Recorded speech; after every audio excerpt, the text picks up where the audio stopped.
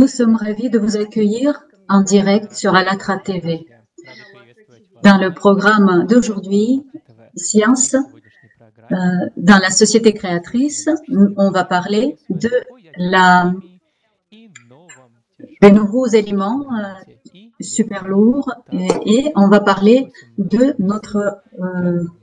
avec notre interlocuteur, comment il voit la science dans la société créatrice. Notre interlocuteur aujourd'hui, c'est Dr Thomas Albrecht Schmidt, qui de facto est professeur en chef du secteur de la chimie, du secteur de l'étude d'actinoïdes de l'Université de la Floride. Bonjour Thomas, nous sommes ravis que vous avez pu trouver le temps pour rejoindre et je suis ravie d'être présent. Donc aujourd'hui, nous avons d'autres participants du mouvement international Allatra, Diana des États-Unis, Vladimir et Zakhar de Kiev. Parfait. Nous sommes ravis de vous voir. Nous sommes ravis de vous accueillir. Donc, moi, je m'appelle Olga Kovtun et il y a aussi Jason qui est avec nous des États-Unis. Donc, nous sommes ravis de vous voir tous aujourd'hui. Donc, le direct d'aujourd'hui est traduit de manière synchronisée en 4 langues avec des volontaires du mouvement international Allatra des pays différents. Donc, les langues de traduction sont russe, ukrainien, allemand et français.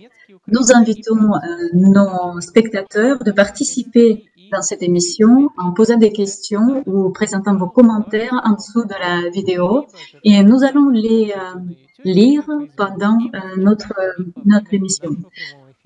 Thomas, pouvez-vous nous raconter comment vous avez commencé votre chemin et comment vous avez choisi cette option scientifique? Je ne suis pas vraiment une personne simple. Quand j'ai commencé ma carrière de chercheur individuel, il y avait un groupe de matériaux qui était très intéressant et c'était les matériaux thermo-énergétiques. Donc, c'est ce qui conduisent la chaleur et l'énergie qui transforment la chaleur en électricité. Donc, par exemple, l'énergie thermique de plutonium est transformée en énergie électrique. Donc, actuellement, il y a beaucoup de pertes en fait, d'électricité, etc.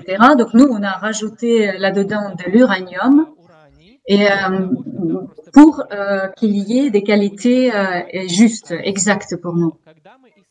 Donc, voilà, quand on a retrouvé,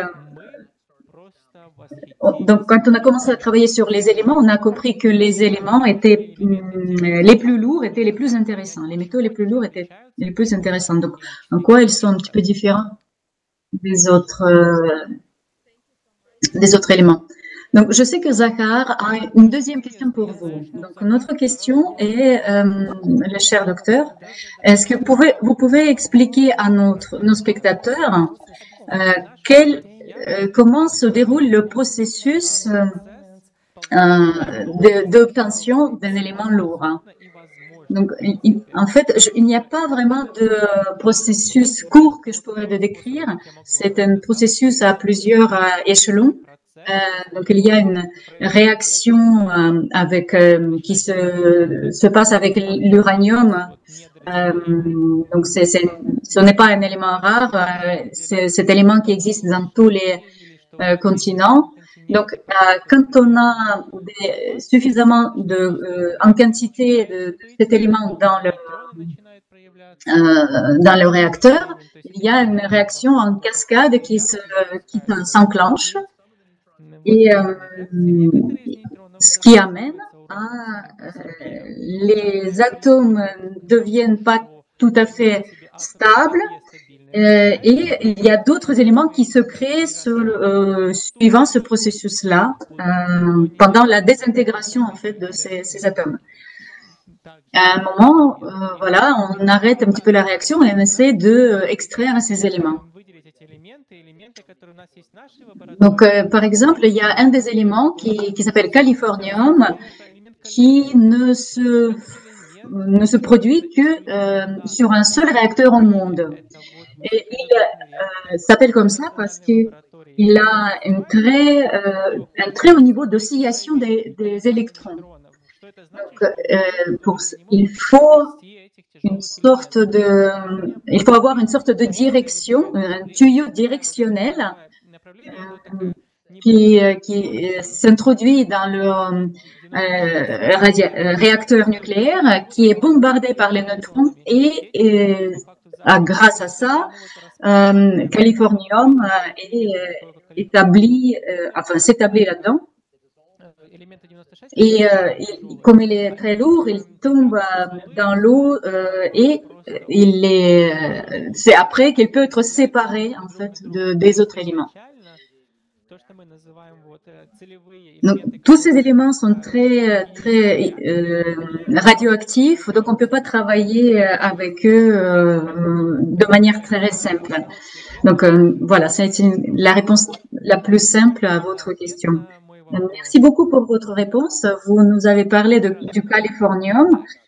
C'est une science fondamentale. Mais quelle est l'utilisation pratique de ces éléments et quelle est la stabilité de ces éléments? Alors, un élément est défini par le nombre de protons dans l'atome.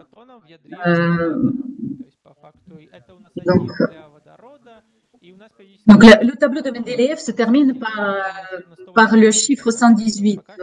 Voilà. Mais on ne peut pas avoir que des protons, il y a aussi des neutrons, sauf dans l'hélium. Donc, dans les atomes neutres, le nombre de protons est égal au nombre d'électrons. Ça, c'est connu. Mais quand on parle de californium, ça sonne comme un peu comme à la science-fiction, parce que c'est très instable. Mais pourquoi on extrait californium, pourquoi on le produit? Donc californium, on est intéressé par un isotope californium 232. Donc c'est la quantité en fait de protons et de neutrons dedans. Donc c'est un élément qui a beaucoup d'applications pratiques.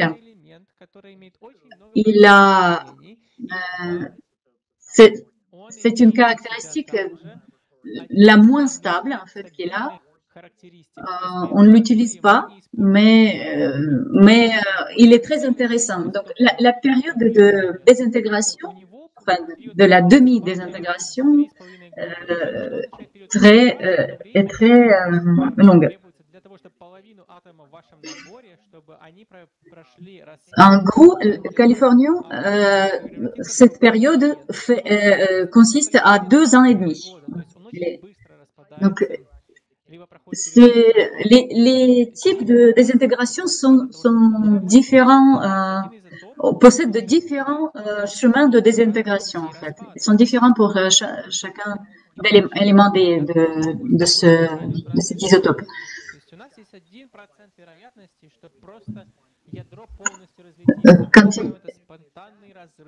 Quand il y a en fait le noyau d'atomes qui explose, il y a beaucoup de neutrons qui se produisent.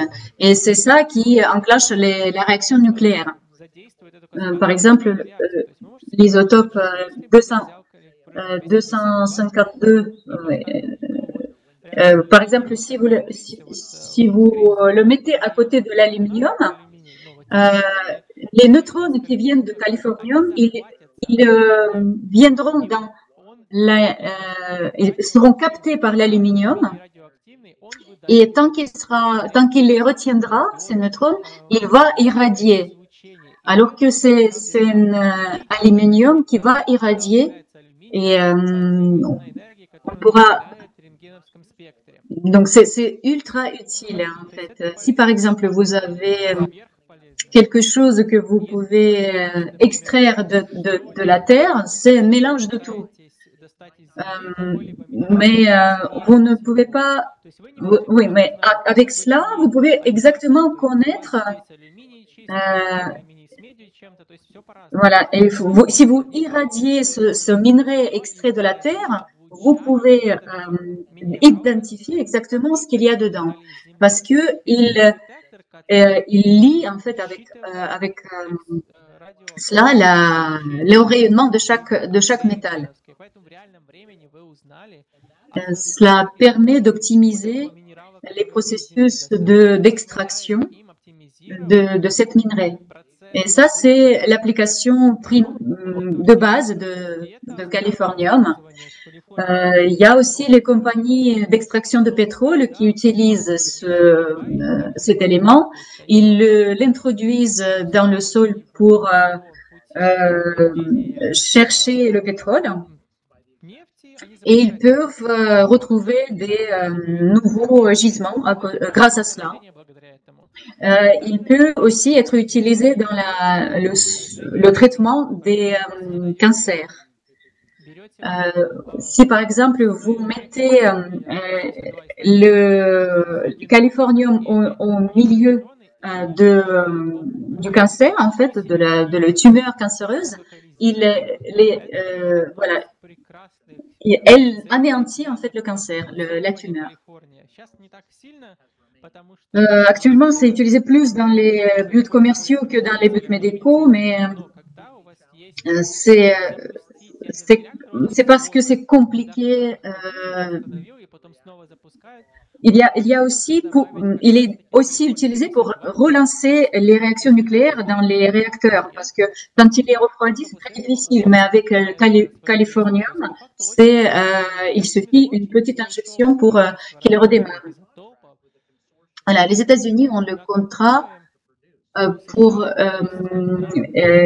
qui paye les compagnies privées pour produire le Californium 252 pour justement toutes ces applications. Oui, c'est passionnant. Nous savons aussi que Californium, c'est un élément très radioactif. Quelle est la nature du rayonnement? Pourquoi certains éléments irradient et d'autres pas? Et comment on sait qu'un élément est radioactif? Ok, tout dépend du noyau.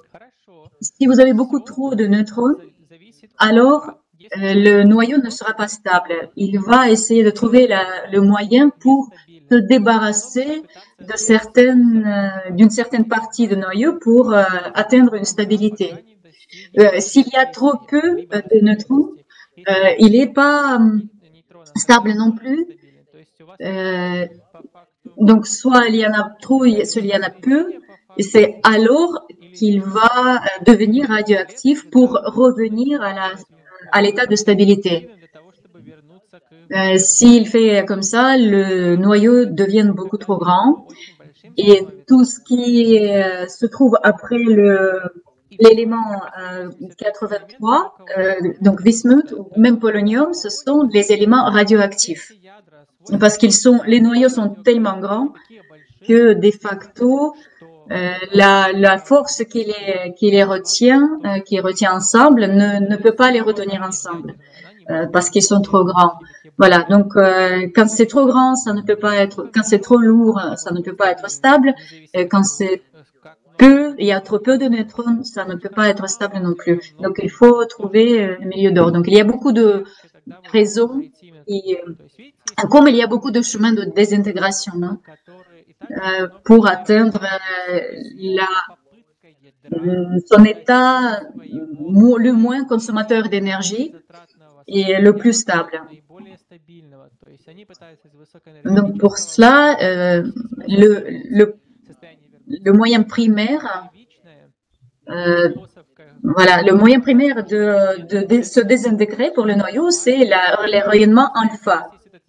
C'est comme des petits noyaux d'hélium qui ressortent, qui sont expulsés du noyau. Et si ça se produit plusieurs fois, de nombreuses fois, ça reste un élément instable. Ça va rester comme un élément instable. Donc ça, c'est une des formes de désintégration. Il y a aussi le bêta-désintégration, c'est quand le neutron éclate et quand il devient, donc il passe à l'état de proton et il expulse en fait les électrons du noyau. Donc, quand il y a, voilà, c'est comme si le noyau était composé d'M&M's.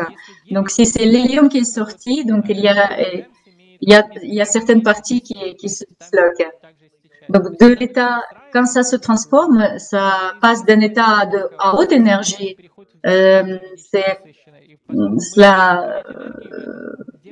Il y a un rayonnement des rayons gamma. Et donc tout cela, c'est un système tout simple pour préserver l'énergie. Donc il y a trois chemins de désintégration, mais il y a des chemins un peu exotiques. Ce sont des noyaux qui possèdent peu de neutrons. Donc ce sont les noyaux qui irradient de positrons.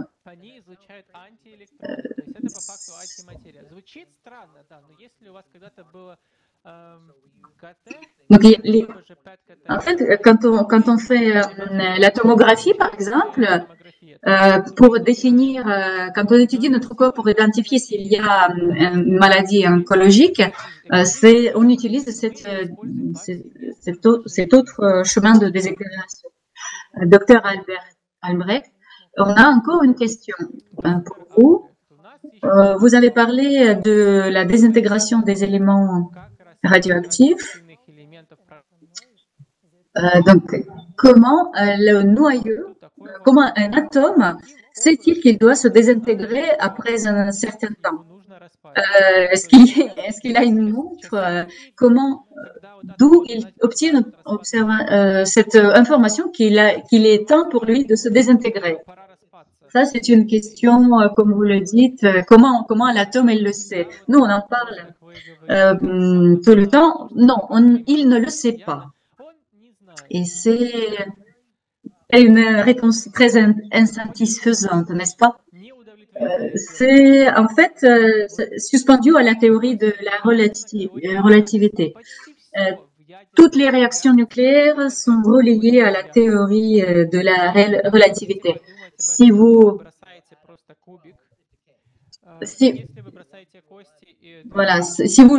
jetez les dés, vous pouvez jeter, voilà, par exemple, si vous jetez le dé et ça tombe sur 12, ça va se désintégrer. Vous pouvez jeter plusieurs fois et à chaque fois qu'il y a 12, ça va se désintégrer. Par exemple, un des éléments les plus à haute instabilité, c'est un élément qui n'a pas de nombre pair. Il y a un nombre impair de protons, mais si on rajoute les quantités paires de neutrons et autres, ça va être instable. Enfin, mais de toute façon, tout est relié à la théorie de relativité. Il y a une probabilité de désintégration plus haute que dans d'autres cas, et tout dépend en fait de la quantité de protons et de neutrons dans l'atome. Mais la base, c'est comment ces protons et ces neutrons sont disposés dans l'atome. Il paraît qu'ils ont une disposition. Les forces nucléaires, ils prennent un petit peu de l'énergie. Donc, en fait, c'est l'énergie qui les maintient tous ensemble. Mais souvent, elle n'est pas suffisante pour les retenir tous ensemble. Voilà. Donc, il y a certaines probabilités qui agissent là-dedans. Donc, la théorie de relativité, la réponse donnée par la théorie de relativité ne satisfait personne. Merci beaucoup pour votre réponse. Je sais que Vladimir a aussi une question. On va entendre Vladimir.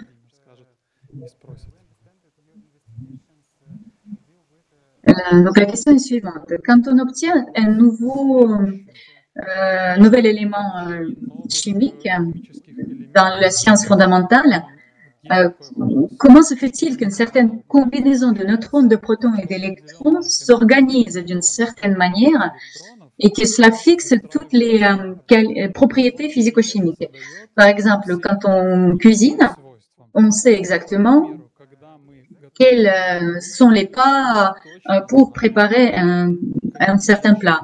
Et nous nous souvenons de cette information et elle peut être inscrite dans un livre de cuisine, par exemple. Et donc, sur cette analogie, je voudrais vous poser la question suivante. Où se trouve cette recette pour les éléments, pour les particules élémentaires, pour qu'on puisse, en mélangeant certains éléments, on puisse avoir certaines matières.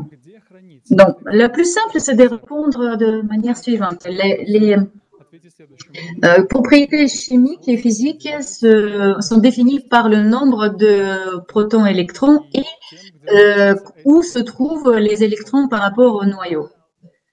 Donc, si les électrons se trouvent sur l'orbite autour des noyaux, et donc on peut se souvenir de notre galaxie, de notre système solaire, donc les planètes.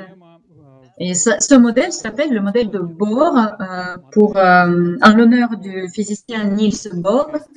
Et donc, pendant la période de vie de ce scientifique, on a modifié aussi ce modèle, mais elle est de toujours. Et donc, les électrons qui tournent autour de noyaux, donc ils ne tournent pas sur des cercles, mais leur position définit les propriétés physiques et chimiques. Voilà, vous avez le système périodique et vous voyez le nombre d'électrons dans l'élément. Donc là, par exemple, là où je tiens mon doigt, il y a 8 électrons. Là, l'atome de Bohr, il y a 3 électrons. Et donc, cette quantité me permet de comprendre quelles seront les qualités physiques et chimiques de cet élément. Donc, on prend un élément avec un nombre défini d'électrons et donc la quantité maximale autour de son noyau peut être définie comme ça. Donc, cet élément ne veut pas prendre plus ou moins, avoir moins. Donc, tous ces éléments-là ne peuvent pas interagir entre eux parce qu'ils ne peuvent pas prendre plus d'autres éléments. Si on prend l'atome de Bohr, il essaie de prendre les électrons ou en rendre pour devenir comme un gaz noble. Donc, il peut, par exemple, obtenir 5 électrons et devenir plus proche de néon. Donc, ce processus d'obtention ou de perte d'électrons, il influence les qualités physiques et chimiques de l'élément. Donc, qu'est-ce qui se passe là? Les éléments essaient d'occuper une position la plus conservatrice d'énergie. Merci beaucoup pour votre réponse. Notre question suivante, c'est à notre connaissance, vous et vos collègues êtes engagés dans l'obtention et l'étude de matériaux très sensibles aux radiations ionisantes, ce que l'on appelle le cadre organique d'uranyle photoluminescent. Ils sont utilisés en médecine, dans l'analyse du rayonnement de fond de l'environnement, et aussi comme détecteur de rayonnement cosmique. C'est très intéressant. Pourriez-vous nous expliquer en quoi consistent ces matériaux et quelles sont leurs perspectives d'utilisation? Bon, d'abord, je voudrais dire que ce travail était le résultat d'une collaboration internationale des scientifiques, et donc c'est le travail en commun qui a permis en fait de réaliser ce travail. Donc, ce qu'on a ici, on a le rayonnement des rayons X qui crée la lumière visible. Donc, scintillation. Si il faut un élément ou un matériau qui absorberait la radiation, on peut utiliser d'autres matériaux. Par exemple, l'uranium, il a des isotopes radioactifs, et l'urane ne devrait pas faire peur aux gens. C'est comme si on avait peur de notre ombre. Si on ne le mange pas, il n'est pas nocif. Mais voilà, il a un grand atome et qui est absorbé par les rayons X, et il irradie, donc il produit de la lumière. Donc, le processus de création de lumière, il demande la présence de beaucoup d'atomes, de particules. Donc, on a des atomes plus lourds, des atomes plus légers, et grâce à ces matériaux, on peut faire toutes ces utilisations que vous avez énumérées, et on peut créer aussi les équipements pour enregistrer la radiation, le niveau de radiation. On peut regarder le compteur Geiger pour juste voir les pulsations, mais on peut voir aussi les flashs lumineux. Voilà, c'est ainsi que Et à l'avenir, où est-ce que vous voyez l'application pour cette technologie? Par exemple, dans l'astronomie, il y a pendant l'observation des trous noirs, il y a une grande éjection des rayons gamma, et donc on peut utiliser cette technologie pour cette étude, ou pour créer les matériaux radioactifs dans les conditions de sécurité. Voilà. On peut aussi utiliser pour détecter la radiation en gros. Grâce à ces matériaux, on pourra facilement détecter la radiation, la présence de radiation. Donc, tant qu'on sait, vos recherches mènent à la conclusion que certaines lois de la mécanique quantique ne s'accordent pas tout à fait avec la théorie de relativité d'Einstein. Pensez-vous qu'on puisse reconsidérer la théorie d'Einstein? Je pense qu'il ne faut pas reconsidérer la théorie d'Einstein. La problématique des éléments lourds consiste à ce qu'ils sont très dépendants de la théorie de relativité, alors que les légers, non. Par exemple, un noyau les électrons tournent autour du noyau, et leur vitesse est définie par leur charge. Par exemple, plus la charge est grande, de 1, donc la charge va de 1 à 98. Donc plus le numéro est grand, donc plus grande est la vitesse d'électrons. Et donc l'électron qui se trouve dans l'élément 98, il tourne avec la vitesse qui dépasse de 60 fois la vitesse de la lumière. Et donc on utilise la théorie de relativité là-dedans.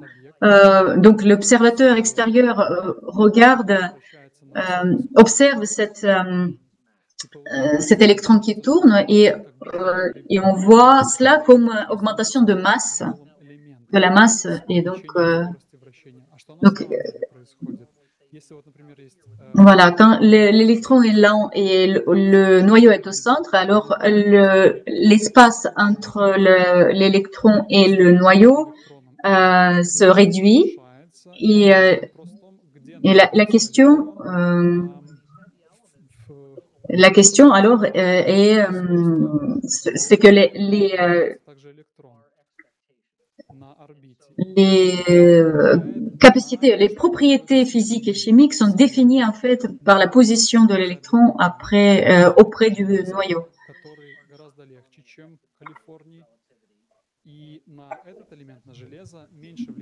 Donc on pourrait prédire, si on prend l'uranium par exemple, pour lui, la théorie de relativité influence ce qui se passe avec l'uranium, mais pas ce qui se passe avec le californium. Ce sont des processus différents.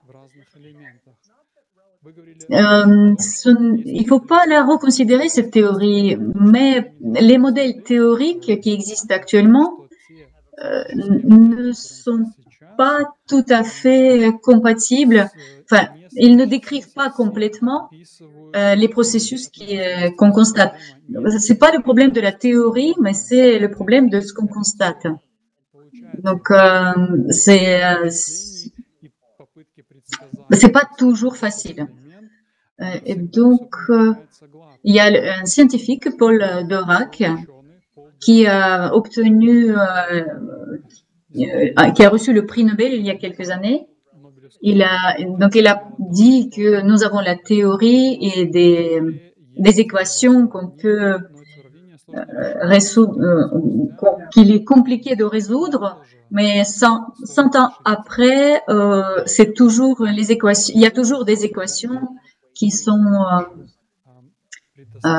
ont été créées il y a 100 ans. Donc, il y a la théorie, mais l'application de cette théorie, l'application correcte de cette théorie, elle pose problème. Donc, on peut parler de tout ce qu'on a réussi à identifier et calculer. On essaye de calculer avec exactitude les éléments, mais tout en tenant compte de la théorie de relativité. Merci beaucoup. Merci beaucoup. Je sais que Diana a la question suivante pour vous.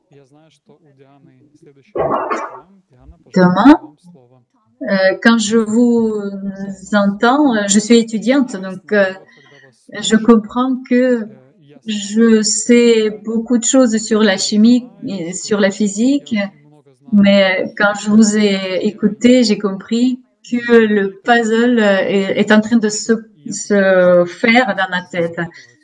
Donc, j'aime beaucoup ce que vous dites. Cela me permet de comprendre mieux ce qui se passe, parce que la science est une chose compliquée, mais voilà, je commence à comprendre ce qui se passe. Est-il possible de créer un matériau qui neutralise efficacement les radiations ionisantes?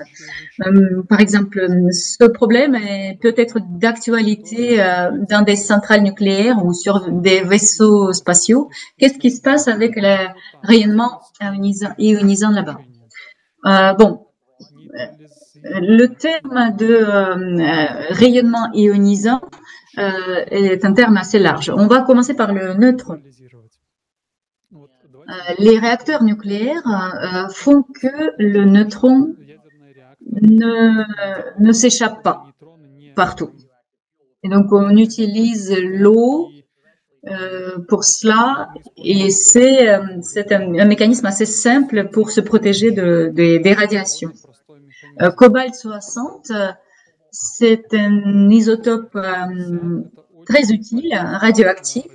C'est un métal qui n'est pas radioactif, mais si on rajoute un électron, il devient radioactif. Et cobalt 60 est tellement radioactif que si vous voyez un grand nombre, enfin une grande quantité, il va rayonner, il va illuminer en fait. Et donc, cette illumination signifie radioactivité. Donc, il y a beaucoup de rayonnement gamma là-dedans et on l'utilise pour stériliser les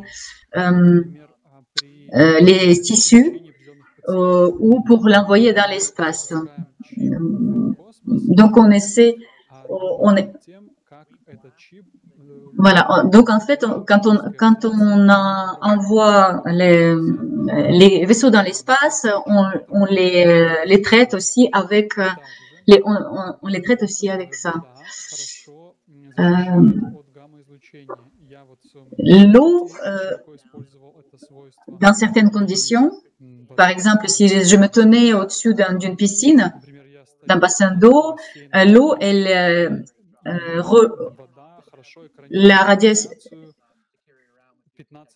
Donc, il faut une certaine profondeur d'eau, donc 15 pieds, pour que l'eau neutralise complètement les radiations.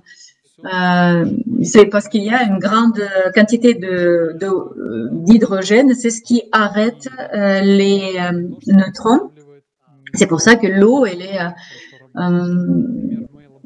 est utilisée pour cela. Donc, il y a dans le laboratoire, quand on utilise les isotopes qui irradient beaucoup, on utilise les switches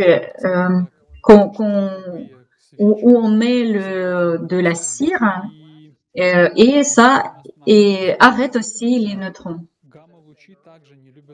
Je vous ai parlé aussi d'un certain matériau avec lequel on a travaillé qui arrête aussi les rayonnements gamma.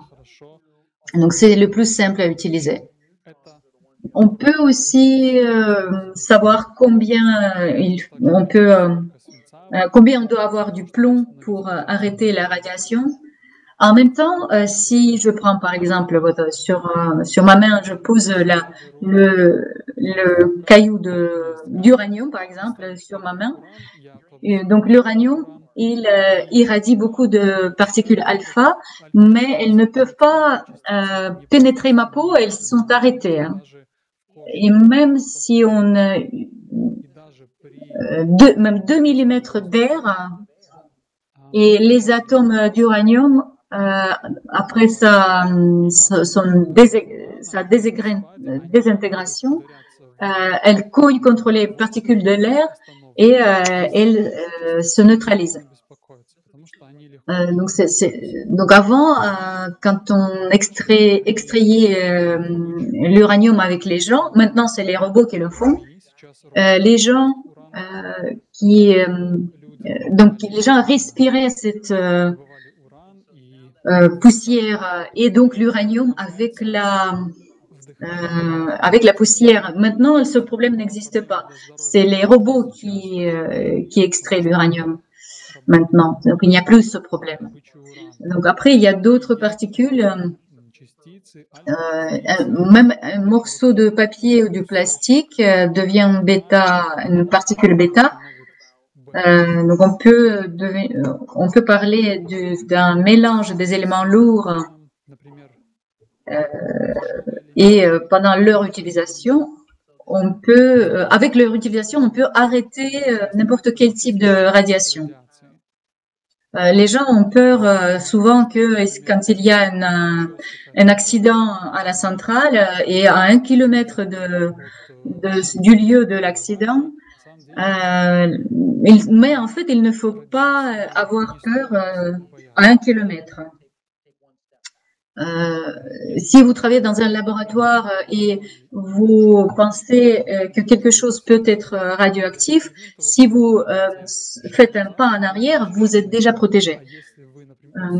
Quand on parle de ce qui s'est passé à Fukushima, voilà, moi j'ai travaillé avec le cobalt, avec Dr. Crawford à l'université de Kentucky, et lui il était à Los Alamos. Donc j'ai travaillé avec des collègues, il y avait un petit peu de radiation dans le laboratoire et c'était exactement ça. Donc cobalt 60, c'est vraiment un isotope parfait. Bonjour, docteur Albrecht. Nous avons une question suivante. Comment peut-on protéger la santé humaine et de l'environnement contre les rayonnements, en particulier protection des eaux souterraines, contre la contamination radioactive? Donc, il faut en fait entreprendre beaucoup d'actions pour résoudre. Malheureusement, actuellement, on n'a pas une bonne méthode pour générer l'électricité.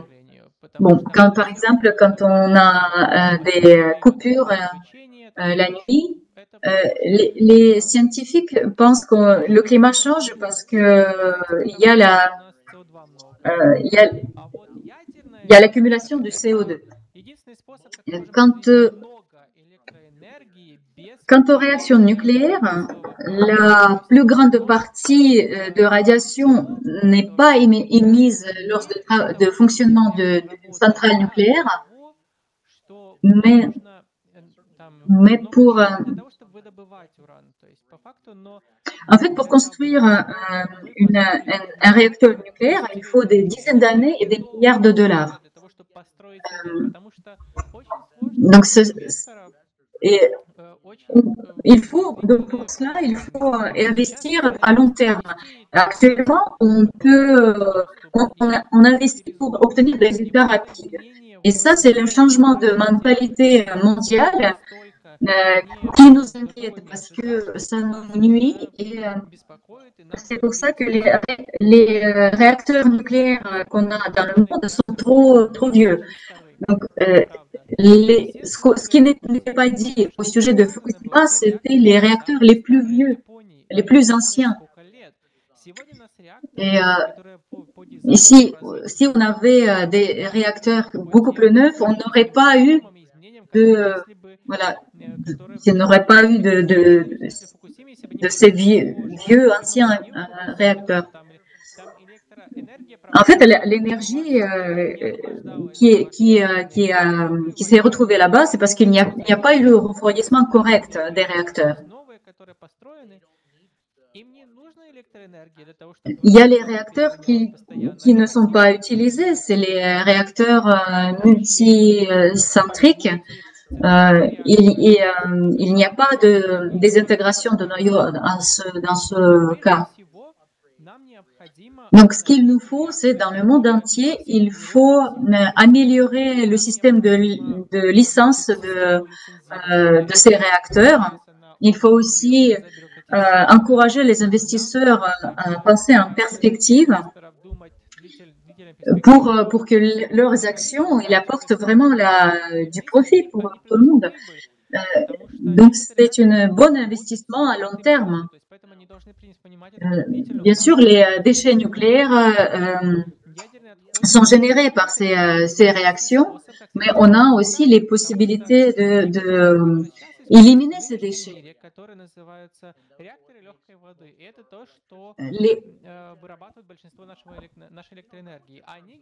Donc, on peut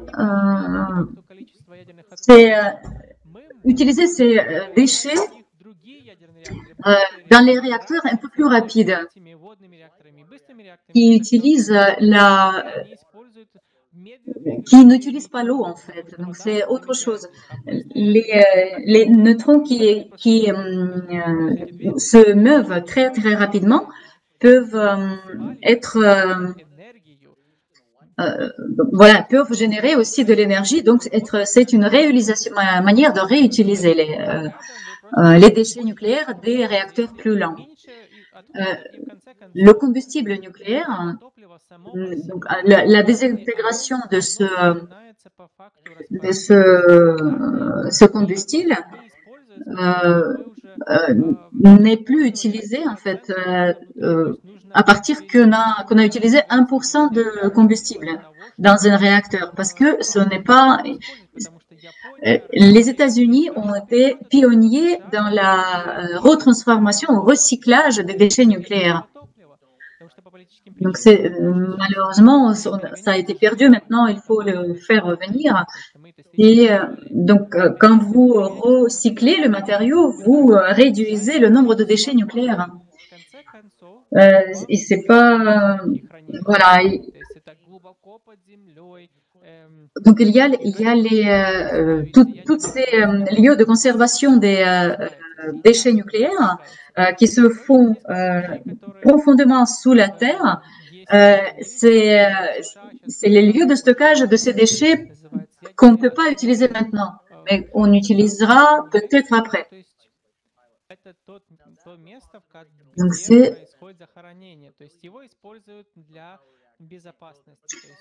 c'est la stabilité qui a le plus dans cette conservation, c'est la stabilité des matériaux qui est importante.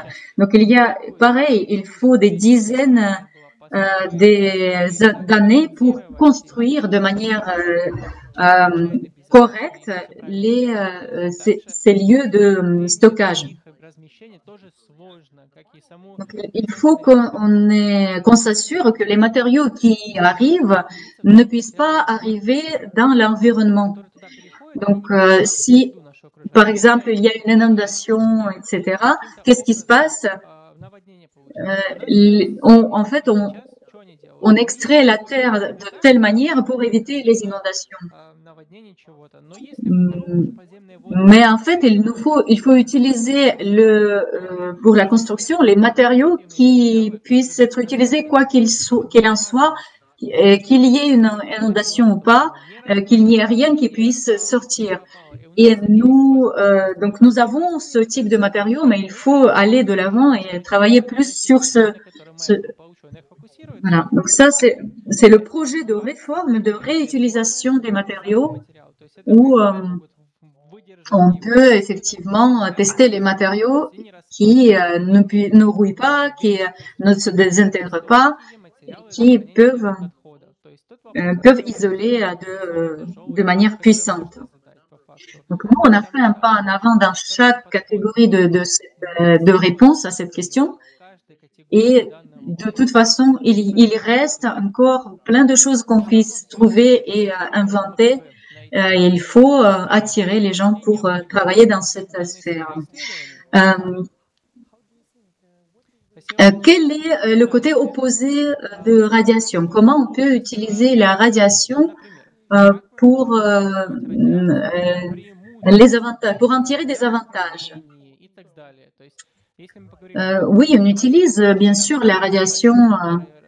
Vous savez qu'il y a les traitements radioactifs contre le cancer, les cellules tumériques de cancer, les cellules cancéreuses, elles sont plus facilement détruites par la radiation. Donc, si vous avez des zones, des cellules qu'on peut irradier, donc voilà, on peut les détruire.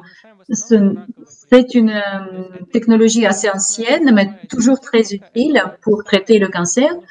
Il y a une nouvelle utilisation, c'est l'utilisation des molécules biologiques qui ont par exemple des emplacements précis dans le corps. Et donc, vous rattachez à cette molécule biologique une isotope donc cette molécule ira dans un seul endroit.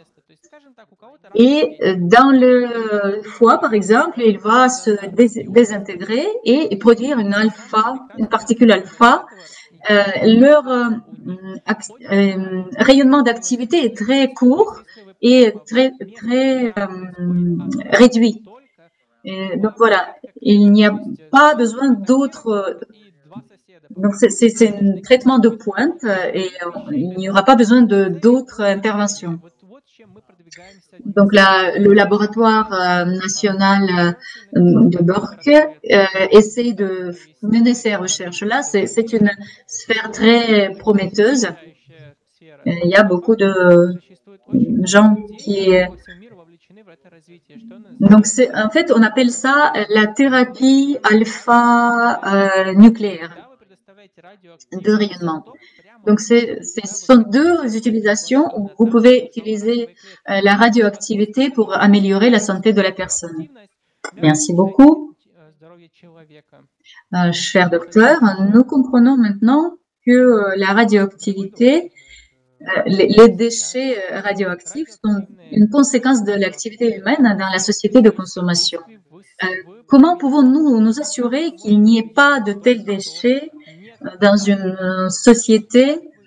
Et comment vous voyez en tant que partie de la société créatrice? Bon, la question est compliquée, mais il n'est pas possible d'avoir le zéro déchet radioactif parce que tout l'univers c'est radioactif, les plantes sont radioactives, il y a les radiations qui viennent du cosmos. Donc, le niveau zéro de radioactivité n'est pas possible à atteindre, tout simplement. Mais il existe plusieurs processus où on est entraîné qui augmentent le fond d'irradiation. Donc, en fait, il faut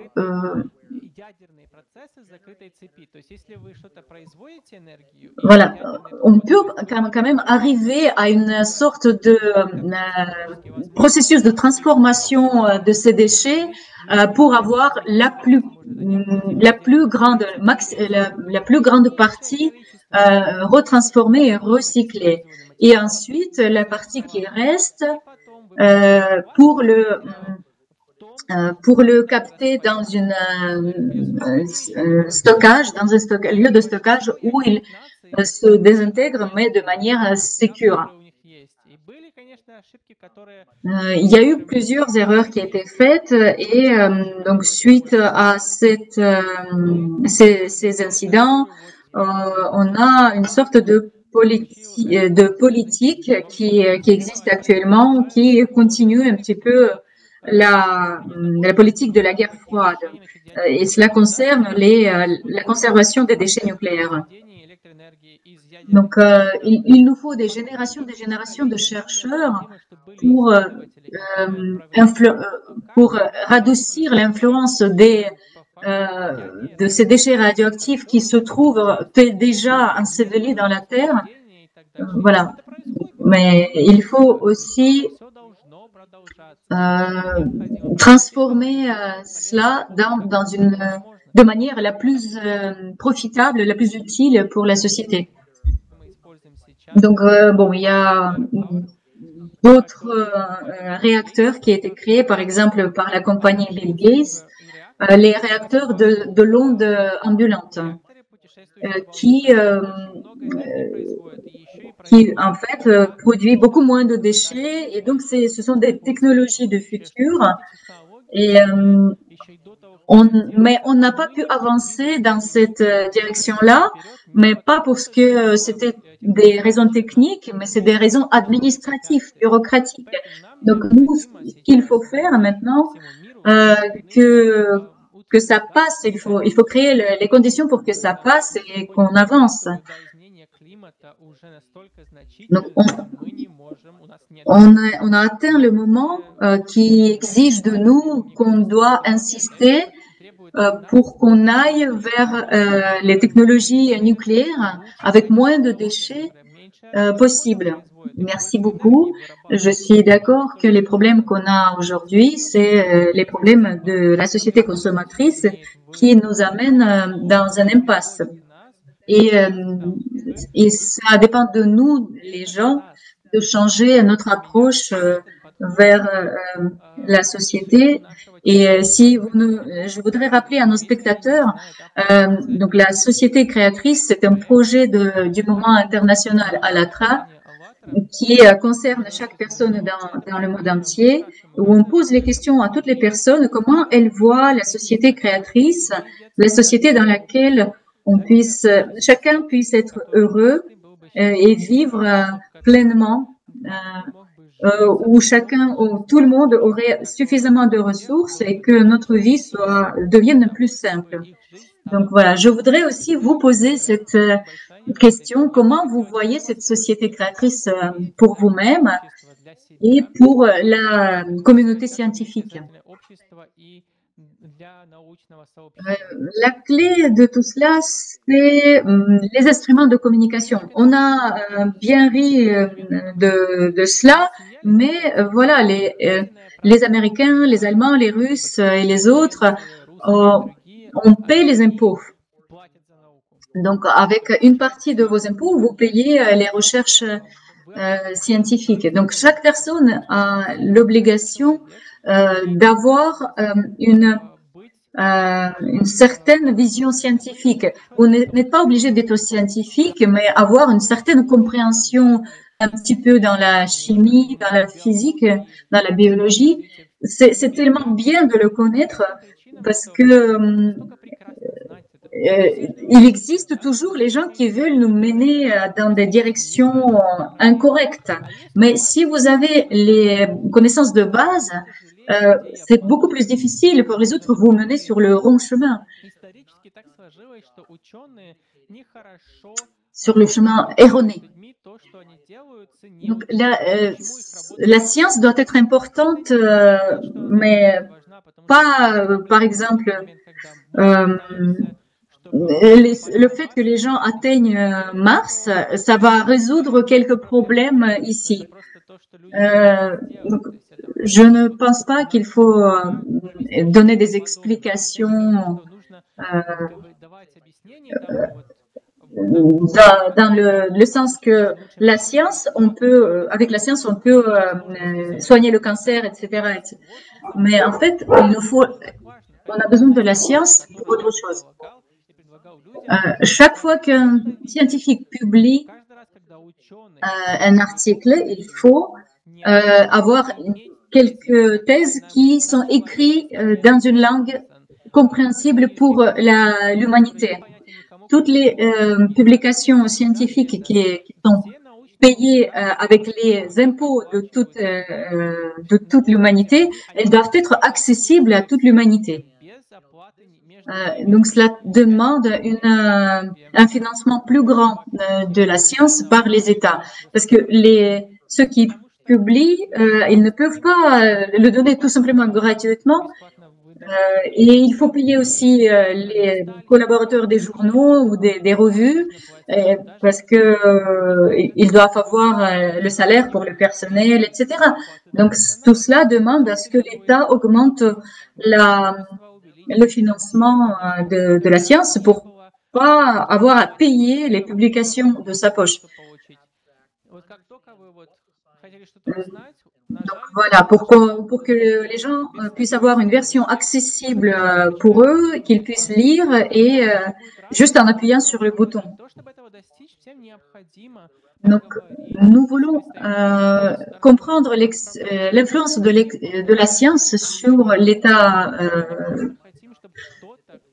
Les gens doivent lire eux-mêmes et comprendre ce qu'ils ont lu. Donc, c'est leur responsabilité de discuter avec les gouvernements et avoir les droits d'accéder à la connaissance scientifique. Mais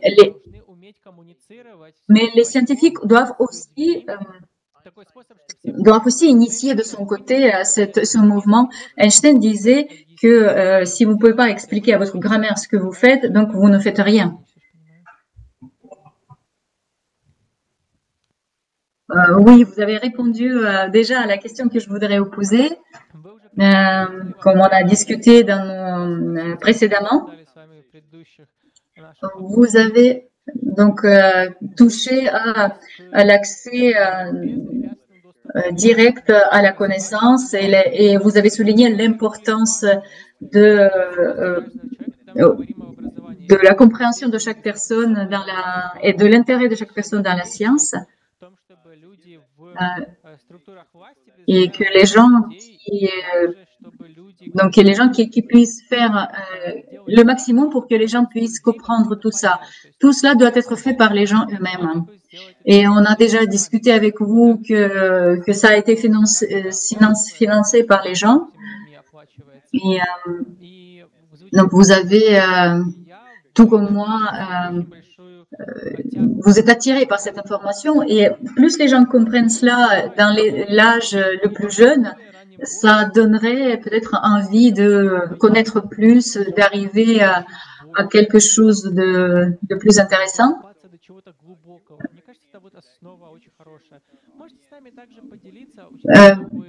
Pouvez-vous, par exemple, partager votre compréhension? Qu'est-ce que nos spectateurs, nos auditeurs peuvent faire eux-mêmes dans ce sens?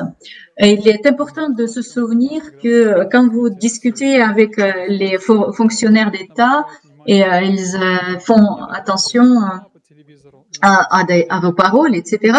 Non.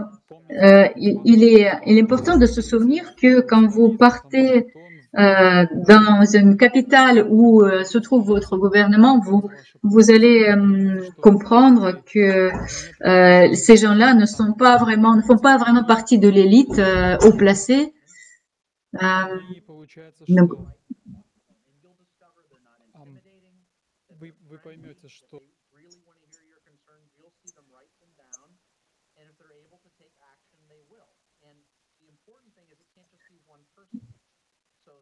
donc, si vous communiquez comme il faut,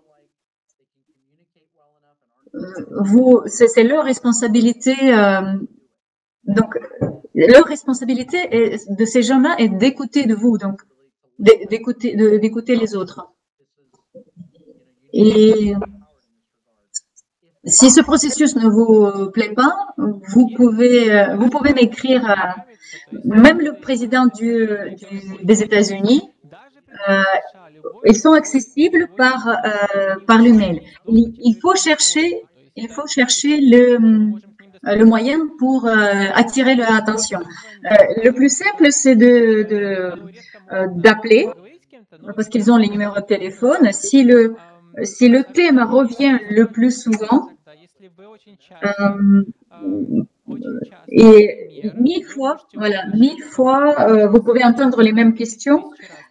Les gens n'aiment pas quand on les trompe, ils veulent être renseignés. Et en fait, quand ils peuvent essayer d'être un petit peu plus informés. Et quand les scientifiques, quand les scientifiques rendent en fait leurs travaux plus accessibles, le monde sera meilleur. Nous ne savons pas toujours comment cette information va être utilisée.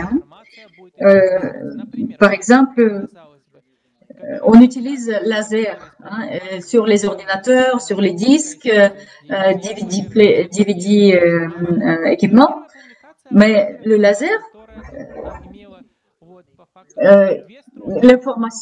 l'information quand elle est arrivée, elle ne consistait qu'à deux lignes, mais quand elle est sortie, tout le monde a vu que c'était la décision. La même chose, c'est la même chose pour notre vision. On peut parler de notre vision du monde. C'est la même chose des antibiotiques. Les temps de découverte sont nés tout simplement parce que les gens s'intéressaient à cette information. Et plus il y a l'accès à cette information, plus il y aura de gens qui se joindront à cette recherche et donc il y aura plus de recherches et donc on avancera plus vite. Il y a beaucoup de grands problèmes qui sont résolus de manière qui sont résolus d'une autre manière, mais il faut beaucoup d'informations. Pour dire Eureka, il faut avoir beaucoup d'informations avant. Donc, vous avez déjà payé tout cela avec vos impôts. Maintenant, donc, je crois que curiosité, c'est très important aussi. Je voudrais vous poser la question. Quels sont les travaux pour les étudiants auxquels on puisse être utile?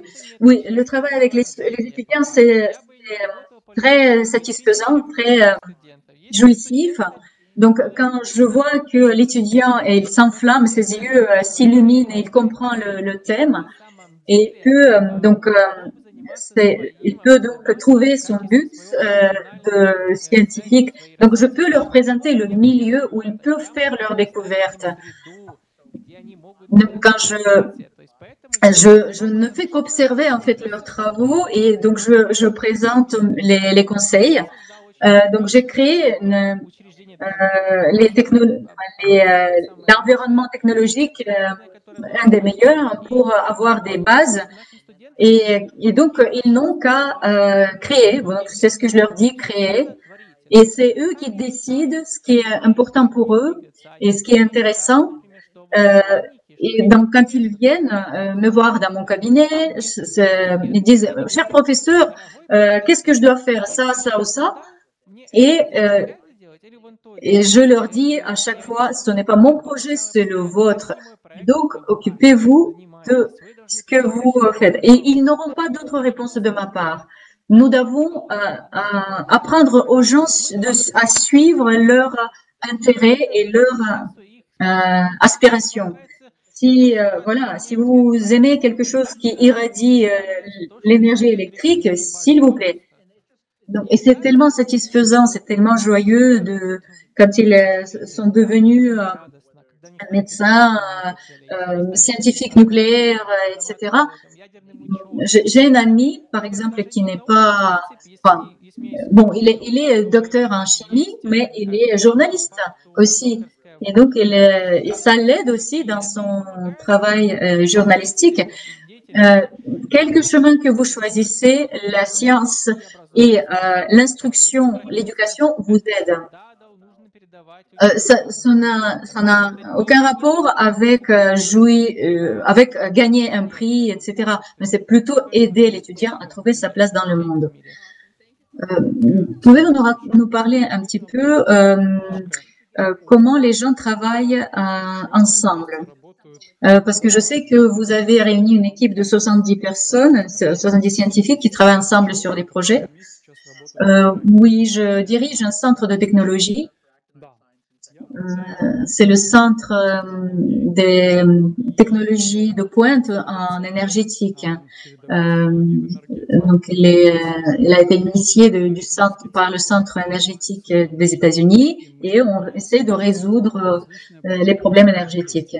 Donc, dans d'autres centres, on peut essayer de créer le combustible solaire ou faire d'autres éléments qui peuvent être utilisés dans d'autres processus. Mais dans notre centre où je participe, on essaie de protéger l'environnement des conséquences de rayonnement nucléaire, contre la chasse aux armements nucléaires. Donc voilà, on a des possibilités maintenant où plutonium, par exemple, peut être conservé ou transporté de manière sécurisée. Et pour cela, il a fallu quand même certaines études assez poussées et une équipe de physiciens, de chimistes et donc les meilleurs scientifiques du monde. Et des technologies. Et donc, dans notre centre, il y a les spécialistes de disciplines différentes qui travaillent ensemble et on veut créer un matériau stable qui puisse extraire le plutonium des déchets nucléaires. Donc, on prend ce problème, on identifie les scientifiques qui ont des capacités correspondantes et on leur fournit la possibilité de travailler ensemble. Et donc, il faut un centre. On ne peut pas faire un tel travail par les efforts d'un seul scientifique. Il faut plusieurs. Et donc là aussi, c'est là aussi que les étudiants qui nous aident. Et donc, un autre aspect, c'est de former les scientifiques futurs. Donc, on a une cinquantaine d'étudiants qui participent à un projet. Donc, ils font leur carrière. Donc là, ils étudient aussi les projets de Saturne, etc. Donc, mon groupe, par exemple, fait pousser les cristaux. Et j'ai vu à quel point ils sont avancés. Ils ont même lancé une sonde dans l'espace. Voilà, vous pouvez comprendre à quel point. Donc, merci beaucoup, Dr. Albrecht, pour cette interview si intéressante. Et donc, nous vous posons la question suivante. Quel message voudriez-vous transmettre aux spectateurs dans le monde entier? Je voudrais dire, restez curieux. Si vous ne comprenez pas quelque chose, essayez de le comprendre. Si vous lisez quelque chose et ne comprenez pas ou pensez que ce n'est pas vrai, recherchez les faits et restez ouvert, cherchez la vérité. Soutenez les personnes qui essaient de trouver la vérité. Si vous le faites, notre société sera meilleure et il y aura plus de compassion dans notre société. Et il nous reste une dernière question, Dr. Albrecht, que chacun de nous peut faire pour créer une science créatrice dans notre société. D'abord, je voudrais dire que il faut continuer à s'instruire. Il y a beaucoup de cours sur Internet actuellement et les universités de prestige proposent plusieurs cours gratuitement. On peut aussi il faut avoir une orientation vers étudier pendant toute sa vie. Vous pouvez toujours écouter des podcasts, des blogs en route, en chemin, dans l'avion. Si vous avez le temps libre, essayez de l'utiliser avec profit pour étudier. Et rappelez-vous que quand vous exprimez devant les fonctionnaires le soutien à la science, cela, au final, améliorera la vie de tous. Parce que il faut se souvenir que chaque personne peut faire beaucoup pour tous. Donc, il faut continuer à étudier et dire aux fonctionnaires, au pouvoir, que nous voulons développer la science. Voilà, nous avons aussi des questions de nos spectateurs. Et cette question, concerne la protection contre le rayonnement. Par exemple, si on a un matériau qui a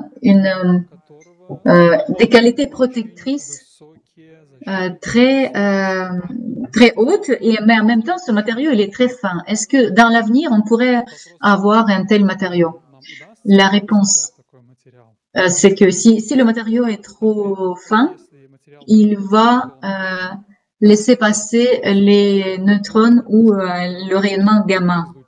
Les particules alpha et les positrons pourront peut-être être retenus. Dans le fond, si on a une énergie à haute fréquence, il faut avoir une autre approche pour se protéger contre telles activités. Mais ici, on parle des atomes, des collisions d'atomes. Donc, tout dépend en fait du problème qu'on essaie de résoudre. Par exemple, même une couche fine d'aluminium est suffisante pour retenir les particules alpha et bêta, mais pour d'autres rayonnements, ce n'est pas suffisant. Donc, pour résoudre ce problème, il faut une connaissance de base dans la science. Donc, la question est de quelle radiation vous voulez s'isoler et est-ce que c'est nécessaire? Donc, il faut apprendre, il faut étudier comment ça fonctionne et qu'est-ce qui fonctionne exactement. Et il y a une autre question, par exemple, si vous voulez le matériau qui est composé de neutrons, et il sera fin ou épais mais il va rejeter les neutrons. Est-ce que l'existence d'un tel matériau, il peut exister? Donc, beryllium, par exemple, est un élément léger qui rejette un neutron. Et il y a d'autres éléments légers qui peuvent absorber les neutrons comme un bore. Et on les utilise déjà, mais tout dépend de quelle quantité de matériel radioactif qu'on parle. Et le beryllium s'en sort très bien. Donc, il faut juste réfléchir à ce matériau. Est-ce qu'il est toxique ou pas? Par exemple, beryllium est un matériau très toxique.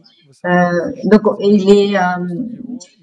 ne peut pas l'utiliser de manière sécure, mais il est très bien pour neutraliser les neutrons.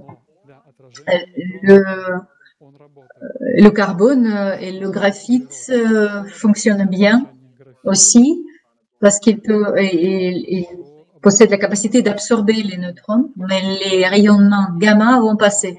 Donc, il faut travailler toujours sur le problème qu'on essaie de résoudre en utilisant tel ou tel matériau.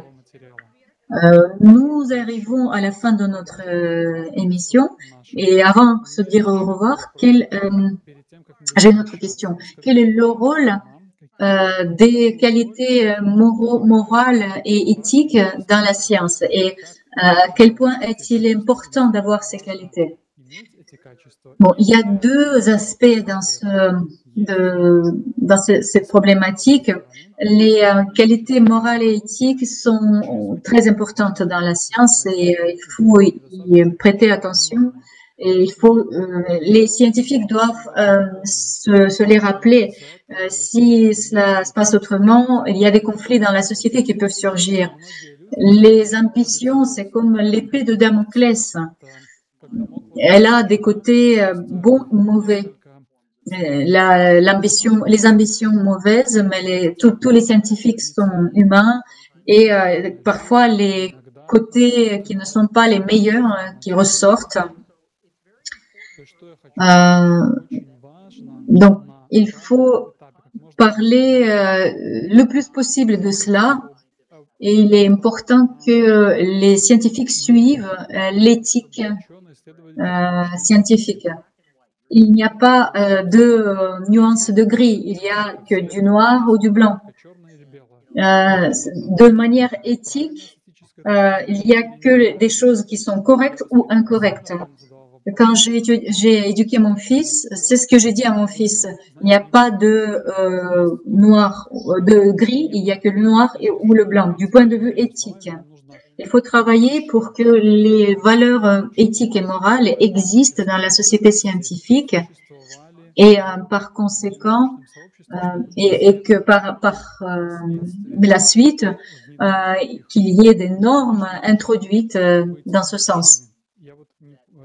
Je ne sais pas si vous vous souvenez, il y a une décision, il y a eu une solution qui permettait les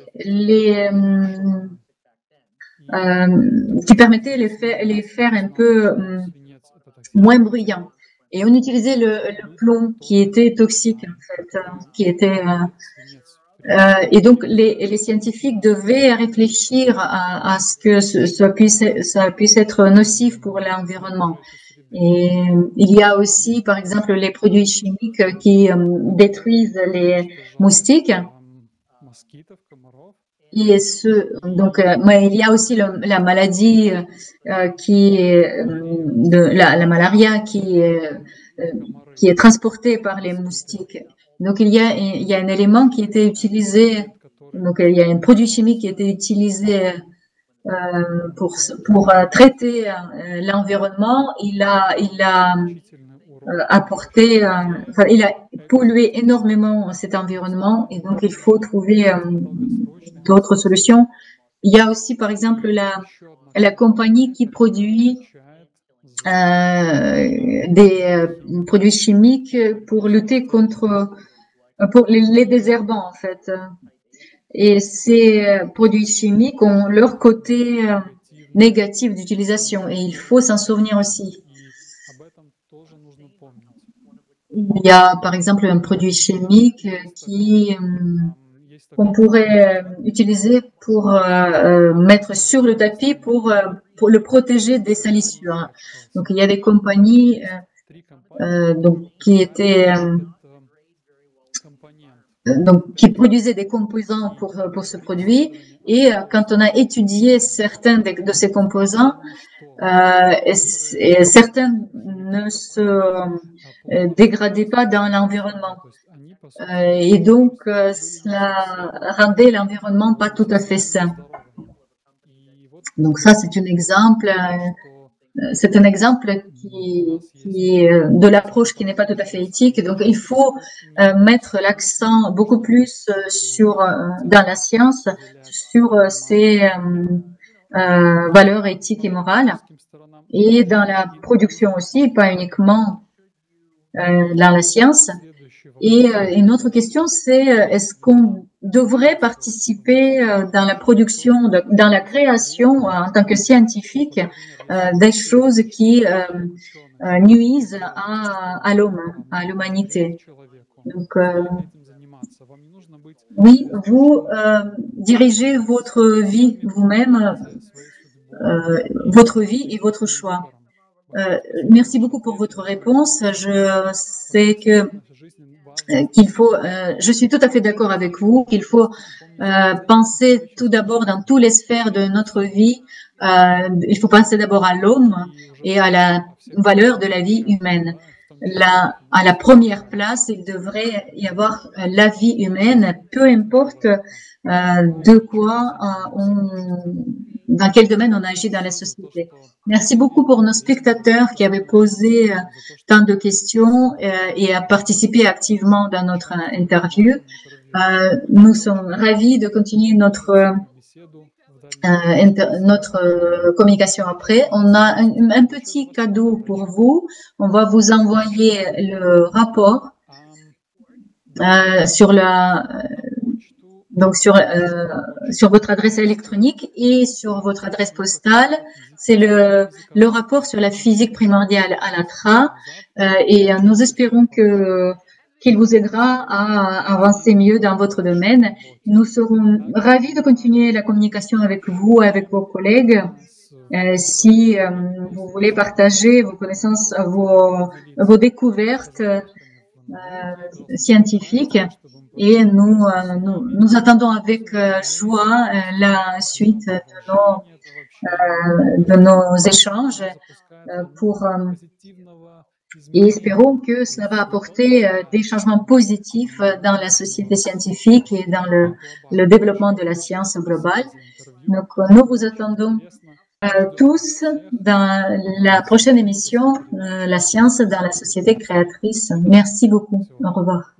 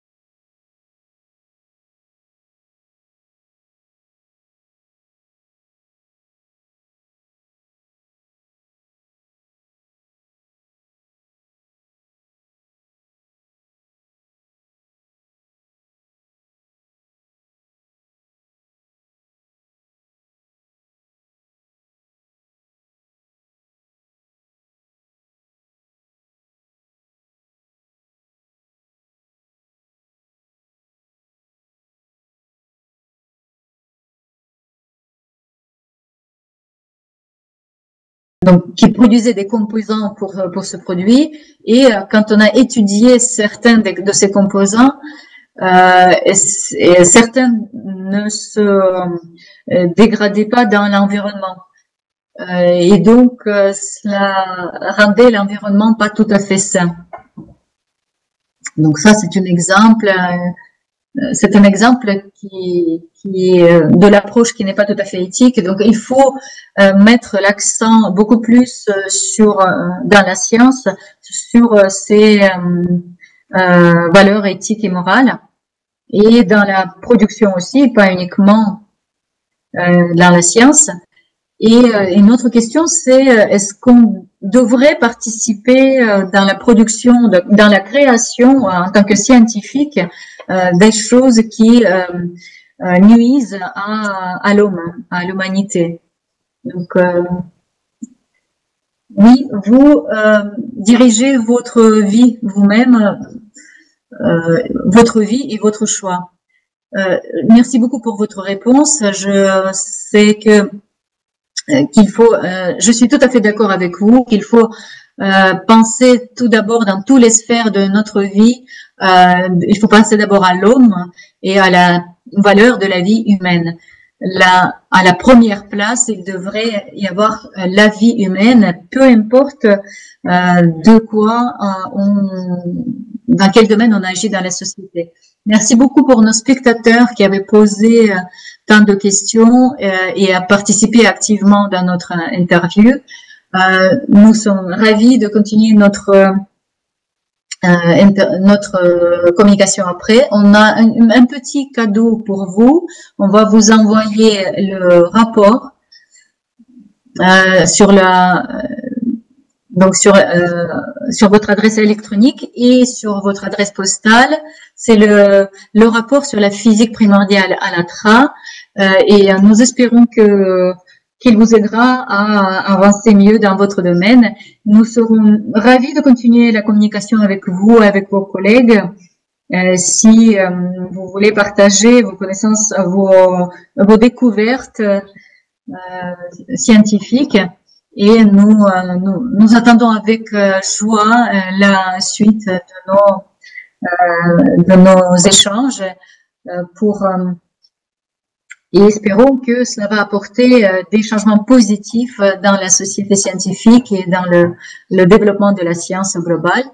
Donc, nous vous attendons tous dans la prochaine émission, La science dans la société créatrice. Merci beaucoup. Au revoir.